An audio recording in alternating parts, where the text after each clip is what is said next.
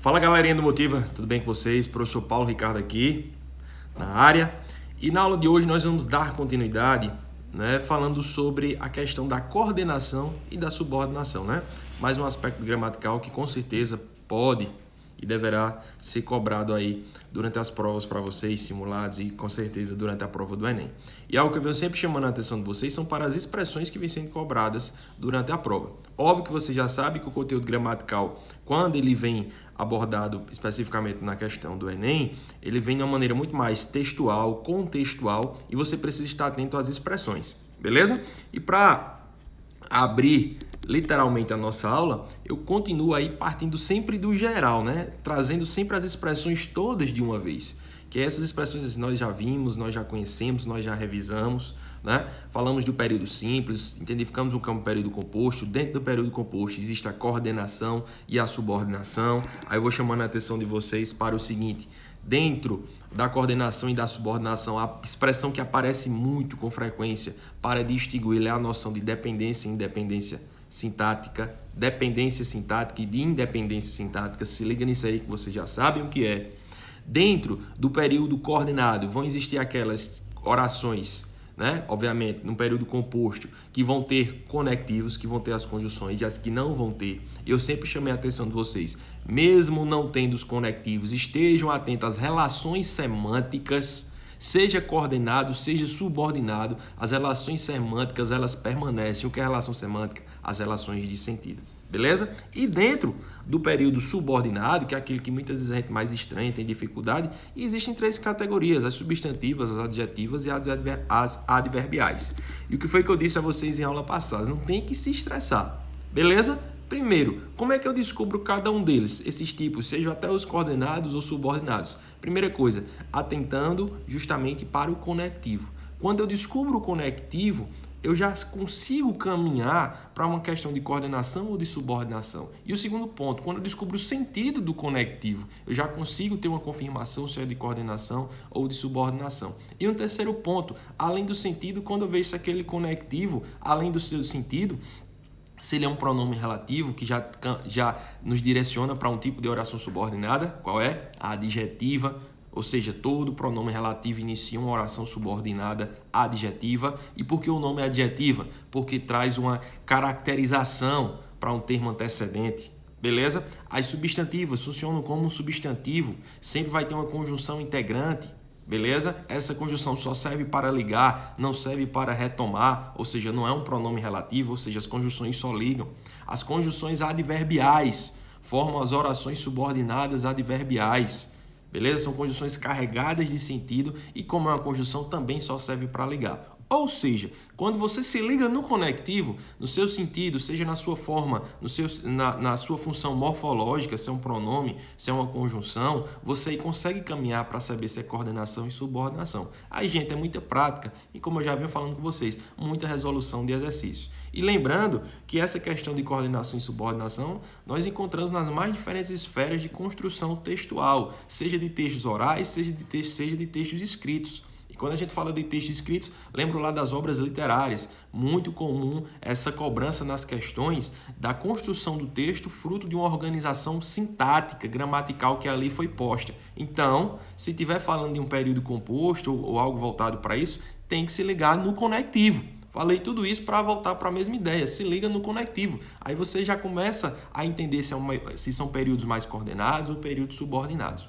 Falando nesse contexto de produção escrita, lembrem da famosa redação que vocês fazem no Enem. E a redação de vocês está cheia de períodos coordenados e períodos subordinados. Uns com mais intensidade do que outros. E até mesmo próprio do seu estilo de escrita. Então, que é o que eu vou focar hoje com vocês. Como costuma aparecer, não é uma regra, mas o que é comum, e até para você ver, eu faço muito isso ou não faço, não é questão de errado ou de certo, mas percebam que é muito comum isso na construção do texto. E uma coisa que eu já deixo aí para você pensar. Quando você está lá escrevendo a sua redação, o Enem exige muito de vocês estruturas sintáticas complexas. O que são estruturas sintáticas complexas?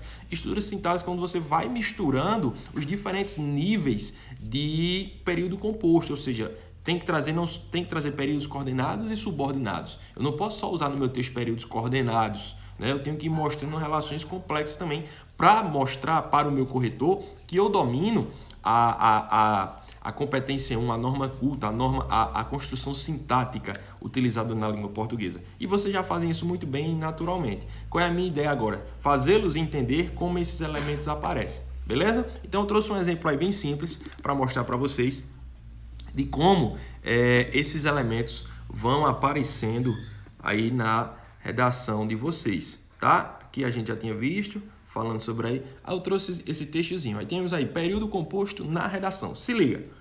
A Constituição Federal de 1988, norma de maior hierarquia no sistema jurídico brasileiro, assegura a todos a liberdade de crença. Ponto. Entretanto, os frequentes casos de intolerância religiosa mostram que os indivíduos ainda não experimentam esse direito na prática.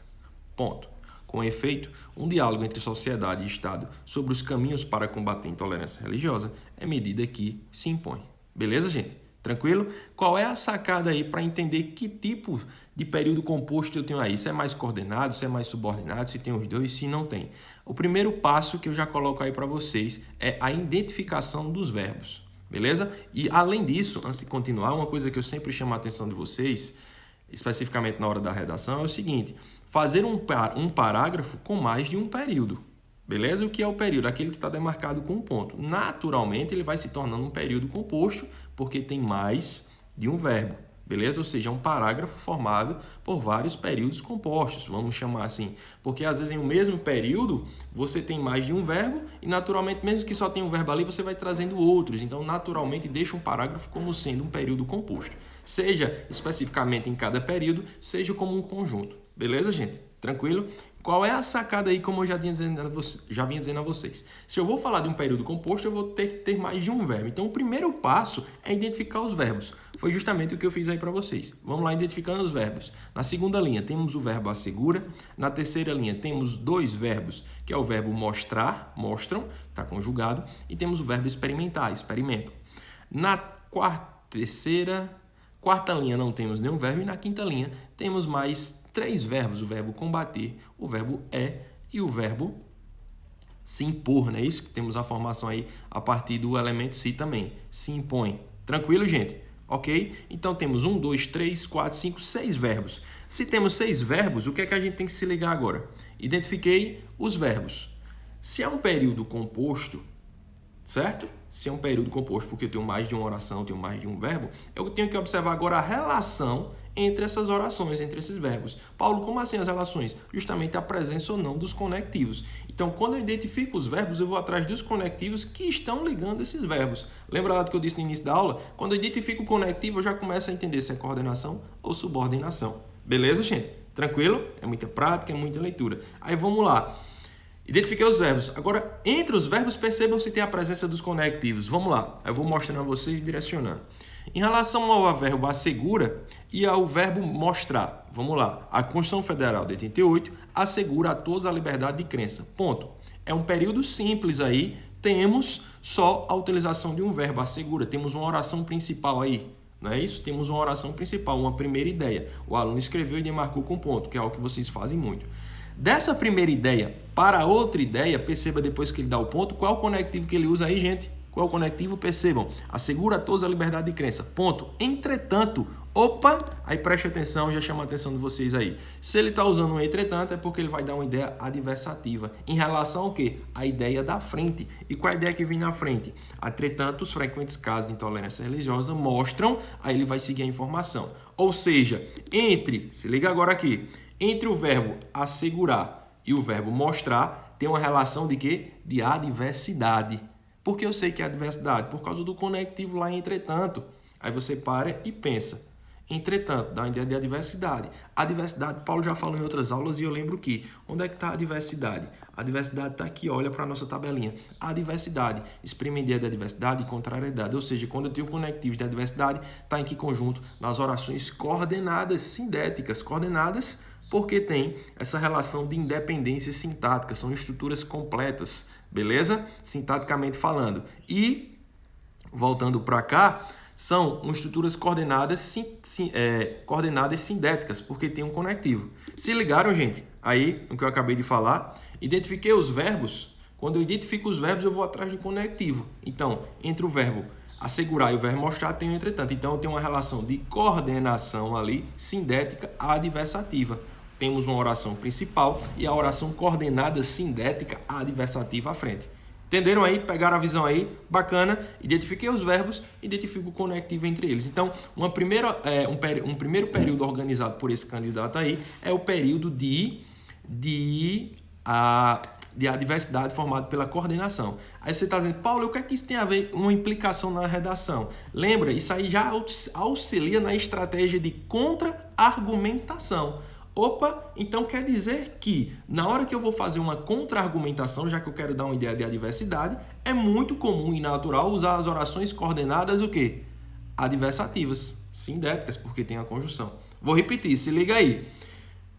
Se eu tenho uma oração principal, joguei o conectivo, entretanto, ele me dá uma ideia de adversidade. Então, vai ser uma oração coordenada, sindética, adversativa. E o que é que isso tem a ver na hora da redação? Isso me ajuda a formar, a construir a contra-argumentação. Justamente porque eu quero quebrar a ideia principal, que começou com um aspecto positivo, e agora eu vou jogar algo negativo. Então, eu tenho uma ideia de contra-argumentação. Ou seja, para construir a contra-argumentação, é muito comum a utilização das orações coordenadas, sindéticas, adversativas, com o uso do entretanto, do no entanto, do porém e do mais. Beleza, gente? Se ligaram nisso aí? Tranquilo? Vamos seguindo aqui a nossa análise. O que é que a gente tem mais? Aí, entre os frequentes casos de intolerância religiosa, mostram. Quem mostra algo. Aí tem esse quezinho aí. Quem mostra algo. Esse quezinho está retomando algo? Não, ele não está retomando, ele está apenas ligando. E a gente já viu isso antes, ó. Quando temos um quezinho que apenas liga e não retoma e também não tem valor semântico, ele inicia as orações subordinadas, o quê? Substantivas. E a dica, posso substituir uma oração substantiva por isso, ver se dá certo lá. Diz assim, entretanto, os frequentes casos de intolerância mostram isso. Então, mais à frente, a partir do verbo mostrar em relação ao verbo experimentar, se liga no que eu estou falando aí agora. Ó. Em relação ao verbo mostrar e o verbo experimentar, temos o conectivo. Que mostrar e experimentar. Mostram que, tarará, experimentam. Beleza? Então, temos o conectivo que esse que é pronome relativo, não. Ele está iniciando uma oração subordinada substantiva, porque a gente viu que ele só liga, ele não retoma e não tem valor semântico. Beleza? Então, temos aí agora uma oração subordinada substantiva.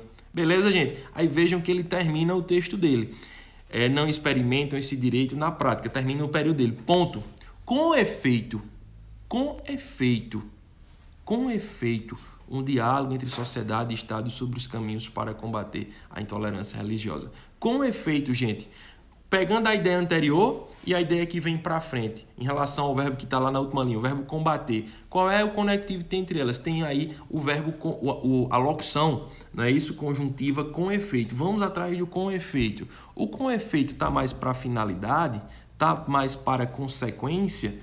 Temos consequência aqui, ó. Vê se aqui a gente encontra o com efeito. Nessa tabelinha às vezes não vão aparecer todos, mas aí o com efeito está mais para a ideia de consequência. O com efeito ele vai estar justamente para a ideia de conclusão, portanto, não é isso? Então, claramente aí a gente tem, quando ele utilizou o com efeito, mais próximo de uma ideia de conclusão. Então, aí temos mais uma vez uma oração coordenada, sindética, conclusiva, com efeito. É tanto que, vejam, eu posso substituir, né, esse com efeito por essa ideia de logo. Percebo que ele está querendo fechar o parágrafo dele, então posso substituir por esse logo, né? Portanto, um diálogo entre sociedade e Estado sobre os caminhos para combater a intolerância religiosa é medida que se impõe.